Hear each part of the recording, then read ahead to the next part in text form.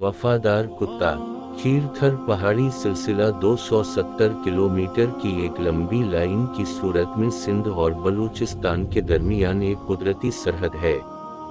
इस पहाड़ी सिलसिले का एक हिस्सा कराची के शुमाल में आकर ख़त्म होता है, जबकि दूसरा हिस्सा बलूचिस्तान के ज़िला खुजदार में ब्रोही पहाड़ी सिलसिले से जा मिलता है। इस पहाड़ी सिलसिले के सबसे ऊंचे पहाड़ का नाम डारियारू पहाड़ है, जो सतह समंदर से 7000 फीट की बुलंदी पर वाक़े है। इस अजीम उश्शान पहाड़ पर एक वफादार कुत्ते की कब्र मौजूद है। पुराने ज़माने की बात है कि एक दफ़ा डारियारू पहाड़ की चोटी पर एक ब्रोही नौजवान अपनी कुदाल से कब्र खोद रहा था। वो दुख से निढाल था और पसीने में डूबा हुआ था। कब्र खोदने के बाद उसने एक बोरी खोली। बोरी में एक कुत्ता था। उसकी आंखें बंद थीं। उसके जिस्म में जिंदगी की कोई अलामत ना थी। वो बेचारा अब इस जहां में नहीं रहा था।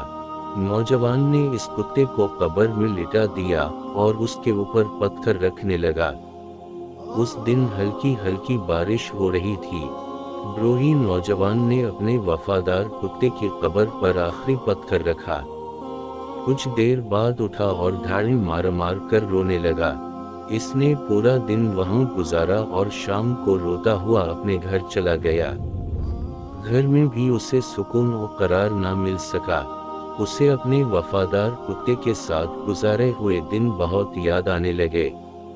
डारियार पहाड़ से नीचे ये ब्रोही नौजवान एक पहाड़ी गांव में रहता था। एक दिन उसने एक छोटे से कुत्ते को पहाड़ों में भटकते हुए देख लिया। ये छोटा सा कुत्ता बहुत ही खूबसूरत था। नौजवान ने उसे पकड़ लिया और झुंपड़ी में ले आया। नौजवान इसका बहुत ख्याल रखने लगा। कुत्ता जवान हो गया। वक्त गुजरने के साथ ब्रोही नौजवान और कुत्ते का प्यार बढ़ने लगा। वो दिन रात मालिक के साथ रहता था। पूरी वादी में उनके प्यार और मोहब्बत के चर्चे होने लगे। गांव में एक दुकान थी जहां जरूरत का सामान मिल जाता था। नौजवान इस दुकान से घर के लिए सौदा सामान लेने कुत्ते के साथ इसकी दुकान पर अक्सर जाया करता था। एक साल खुदा का करना ऐसा हुआ कि बारिश न हुई। जाहिर है कि बारिश न होने के बायस फसल न हो सकी। नौजवान ने दुकानदार से कहा कि एक साल तक उसे उधार सामान दिया जाए। कुछ सोचकर दुकानदार ने कहा कि वो अपना कुत्ता कर्ज की अदायगी तक यहाँ जमानत के तौर पर छोड़ जाए। गरीब और मजबूर नौजवान को ऐसा ही करना पड़ा। अपने कुत्ते से जुदा होने का उसे बहुत अफसोस था। वो जमीन पर बैठ गया। इसने कुत्ते के कान में कहा, अपने नए मालिक से वफादार रहना। जब तक मैं कर्ज अदा न करूं, वापस हरगिज ना आना। मासूम जानवर की आंखों में भी आंसू आ गए। वो अपने मालिक का दुख शिद्दत से महसूस कर रहा था और अपने आप को नए मालिक के साथ आर्जी तौर पर रहने को तैयार कर रहा था। नौजवान अपने वफादार कुत्ते को दुकानदार के हवाले करके अपने गांव चला गया। दुकानदार ने कुत्ते के गले में जंजीर डाली और उसे अपने घर ले आया। बेचारे कुत्ते ने पहले तो कभी जंजीर देखी ही नहीं थी। इसे अजीब सा लग रहा था, फिर भी उसे अपने नए मालिक के साथ वफादारी करनी ही थी। दिन गुजरते गए। ब्रोही नौजवान ने अपने खेतों को बड़ी मेहनत से तैयार किया। इसे इंतजार था कि बारिश हो और फसल अच्छी हो जाए, ताकि वो कर्ज उतार कर अपने कुत्ते को वापस घर ले आए। एक रात दुकानदार के घर में चोर घुस आए। चोर दुकानदार की पूरी नकदी, जेवरात और दूसरा कीमती सामान चुरा कर ले गए। कुत्ता जंजीर में बंधा हुआ था, लिहाजा मजबूर था। वो जोर जोर से भौंकने लगा। दुकानदार जाग उठा। इसे महसूस हुआ कि कुछ गड़बड़ हुई है। इसने फौरन कुत्ते को जंजीर से आजाद कर दिया। कुत्ता चोरों के पीछे दौड़ा। चोर गांव के बाहर नदी के किनारे पहुंच गए थे। कुत्ते ने उनको घेर लिया। दुकानदार भी पीछे पीछे चला आया। اس کے ساتھ ہی گاؤں کے بہت سارے لوگ بھی لاٹھیاں اور کلہاڑیاں لے کر وہاں آ گئے۔ اس طرح چور وہیں سامان چھوڑ کر بھاگ گئے۔ دکاندار کتے کے اس کارنامے پر بے حد خوش ہوا اور کتے کو آزاد کرنے اور اپنے اصل مالک کے پاس واپس بھیجنے کا ارادہ کر لیا۔ تمہارے وفادار کتے نے مجھے بے حد خوش کر دیا ہے۔ اس نے میری قیمتی چیزیں، نقدی اور ساز و سامان چوری ہونے سے بچا لیا ہے۔ میرے خیال میں تمہارے کتے نے تمہارا قرض چکا دیا۔ اب تم میرے قرض دار نہیں ہو۔ تمہارے کتے کو آزاد کر کے تمہارے پاس واپس بھیج رہا ہوں۔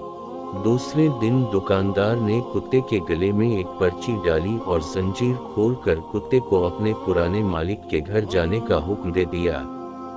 کتے نے خوشی خوشی اپنے پرانے مالک کے گھر کی طرف دوڑنا شروع کیا۔ وہ پہاڑی رکاوٹوں کو پھلانگتا ہوا آگے بڑھ رہا تھا۔ اچانک اس کی نظر اپنے پرانے بروہی مالک پر پڑی۔ اب کی بار بارش خوب ہوئی تو فصل بھی اچھی ہوئی۔ بروہی نوجوان نے اناج بیچ کر قرض کے پیسے دینے کا انتظام کر لیا تھا۔ وہ دکاندار کی طرف ہی آ رہا تھا۔ دونوں کا آمنا سامنا ہوا۔